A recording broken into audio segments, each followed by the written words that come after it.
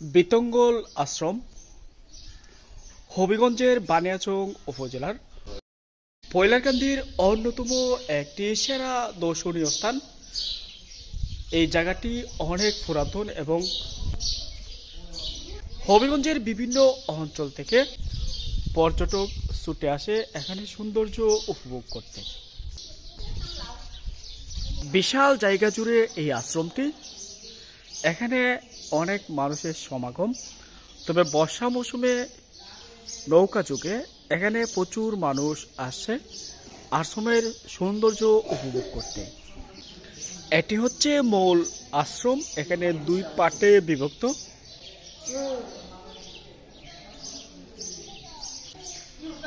আমি ঠিক ওইদিকে যাই, ওইদিকে দেখা যাচ্ছে অনেক মানুষের সমাগম। দেখা যাক এখানে কি আছে।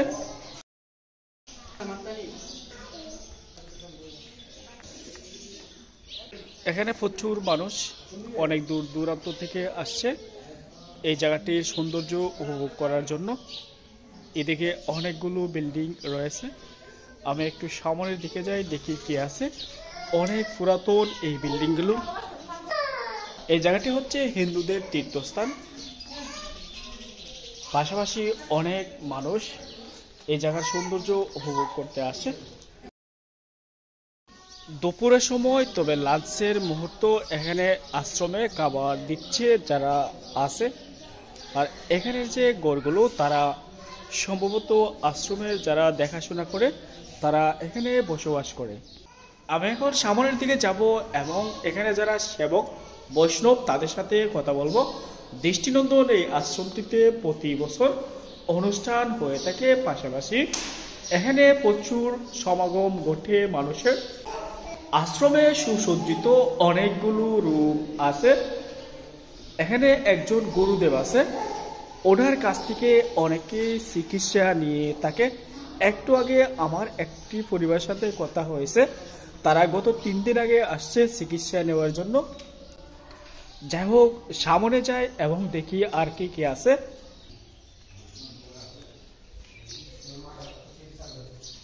এদিকে হচ্ছে পুকুর ঘাট। পুকুর ঘাটটা বেশ বড় এবং আমি একবার আসছিলাম বর্ষা মৌসুমে, এখানে গোসল করেছিলাম। পুকুরটা অনেক বড়, যারা এখানে আসে যারা থাকে তাদের জন্য এখানে গোসলের সুব্যবস্থা রয়েছে। পাশাপাশি যারা বর্ষা মৌসুমে আসে তারাও এখানে সাঁতার কাটতে পারে। আমি আবারও আশ্রমের ভেতরে যাব, তবে যাওয়ার আগে এইদিকে একটা রাস্তা রয়েছে, এইদিকে বাজারে যাওয়া যায়। এইটা হচ্ছে প্রধান গেট, আর প্রধান গেট দিয়ে কিন্তু আকড়াতে প্রবেশ করতে হয়। আমি একটু পরে বাজারে যাব এবং বাজারের সৌন্দর্য তুলে ধরব।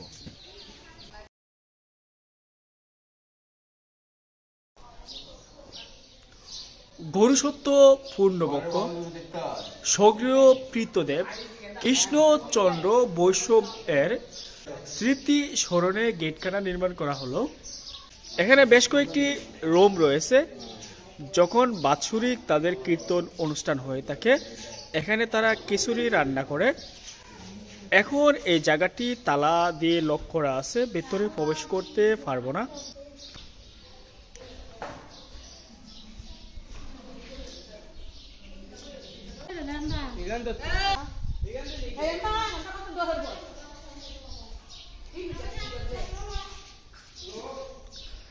বৈষ্ণবদের প্রার্থনার জন্য এখানে অনেকগুলো রুম রয়েছে। পাশাপাশি যারা এখানে ঘুরতে আসে অতিথিশালাও রয়েছে।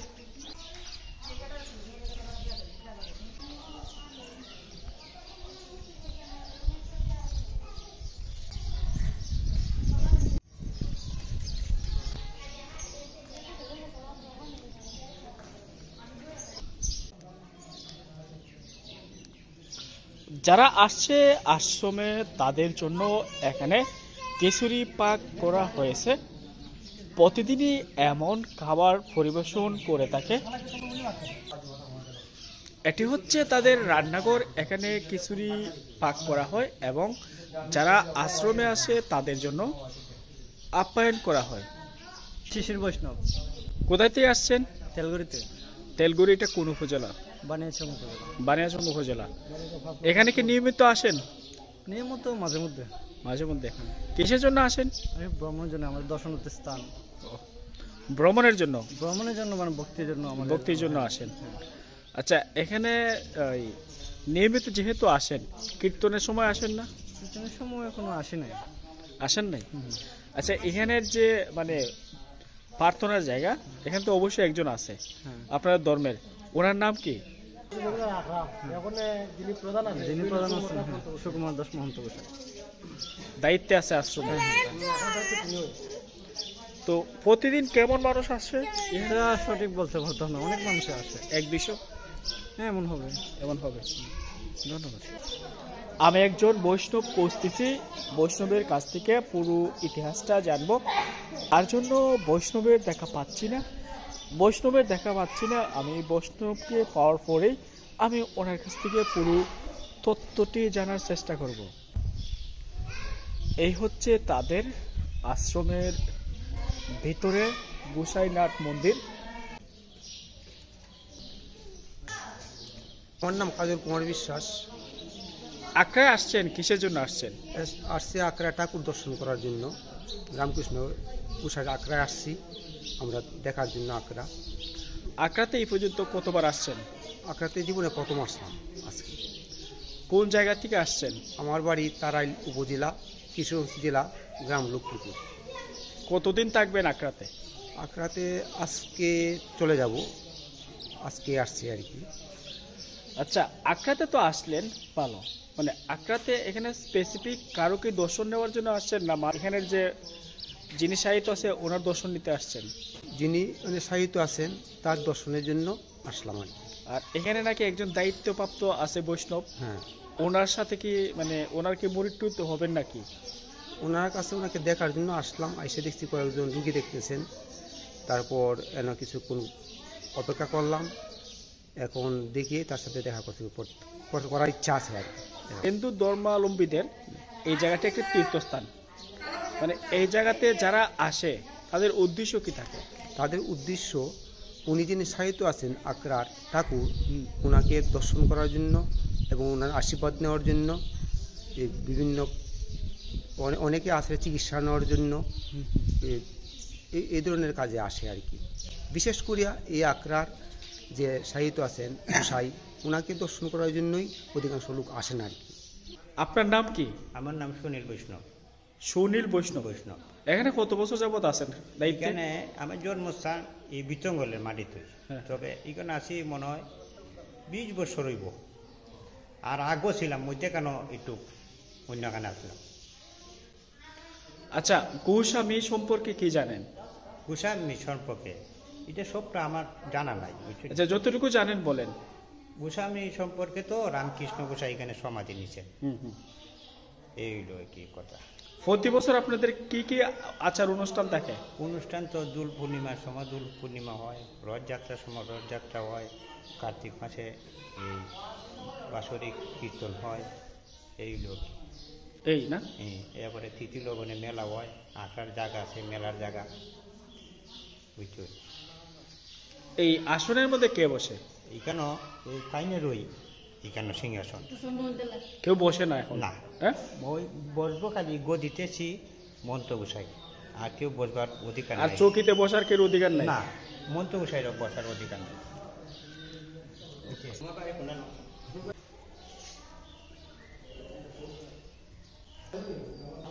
এখানে হচ্ছে তাদের প্রণামের স্থান। আর এখানে দেখতে পাচ্ছেন, মোট কথা হচ্ছে যারা আখড়াতে আসবেন অনেক সুন্দর দৃশ্য উপভোগ করতে পারবেন। এখানে অনেকগুলো শাড়ি রয়েছে।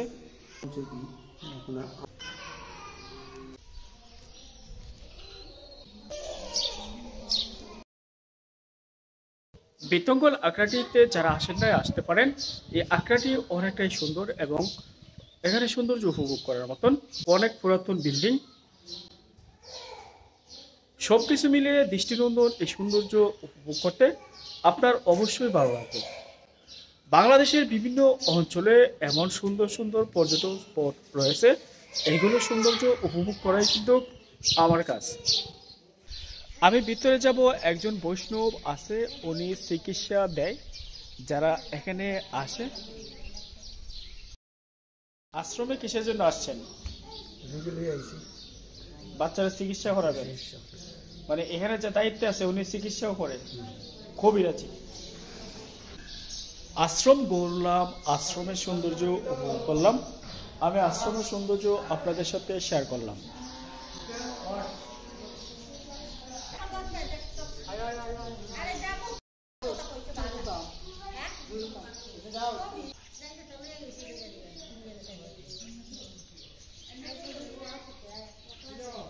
এটি হচ্ছে হাসনাহেনা। সন্ধ্যার পর অনেক সুন্দর গান দেয়, আর এগুলো শুনতে অনেকটাই ভালো লাগে। পুরো আশ্রম জুড়ে আশ্রমের সৌন্দর্য উপভোগ করলাম। এখানে নিরাপত্তার জন্য সিসিটিভি রয়েছে। এখানে সিসিটিভির মাধ্যমে পুরো আশ্রমকে নিয়ন্ত্রণ করা হয়। ভিডিওটি কার কেমন লেগেছে অবশ্যই কমেন্ট করে জানাবেন।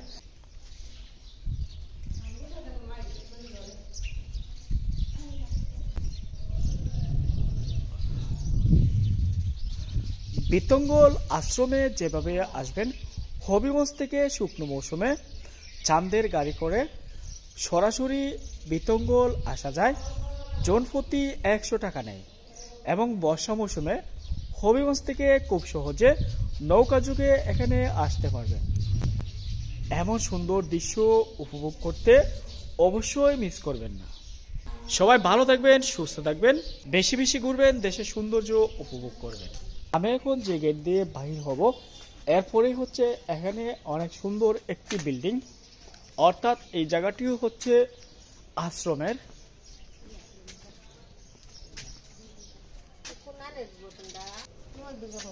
এখানে দুর্গা মন্দির রয়েছে, রথ রয়েছে, বিশাল জায়গা জুড়ে এই আশ্রমটি। অবশ্যই যারা এরিয়াতে ঘুরতে আসবেন পুরো এরিয়াটি ভালোভাবে এই সৌন্দর্য উপভোগ করবেন। গোস্বামী এখানে কত বছর আগে আসছিল? গোসাই অনেক বছর, আমরা বড় বড় কত।